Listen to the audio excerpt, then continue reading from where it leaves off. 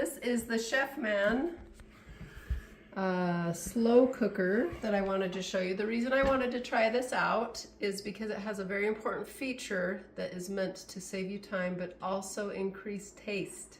So this cool slow cooker here, this unit is made out of metal. It is not ceramic. If you cook ceramic on top of a stovetop, for example, it will crack.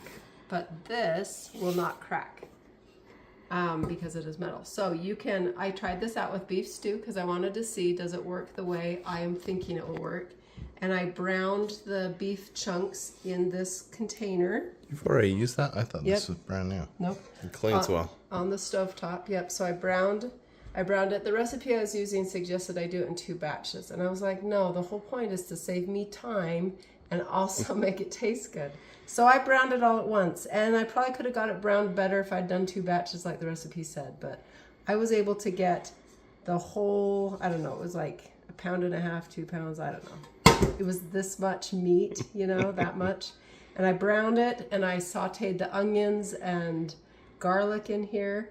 And then I set it in the unit and cooked it on slow for about 6 to 8 hours. There's no slow, but there's a low. Low, right. And then you can also just warm it to keep it warm. Yes, and I found warming works really well if you're doing things like wassail and things like that. You want it to stay warm but not scalding hot for people's taste buds. Or if you want to warm it up before dinner. Anyway, the stew turned out really great. I just poured all the other ingredients in there and it cooked it into a beautiful stew. And I put a little bit of cornstarch with water in it at the end to thicken it up.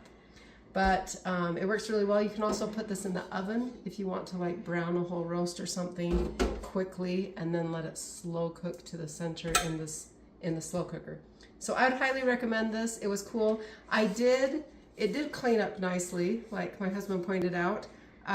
It did get stuff kind of crusty on the sides, and in the description, in the instructions, it said just let it soak. So I let it soak for a little bit, and then it wiped right off because it has this non-stick.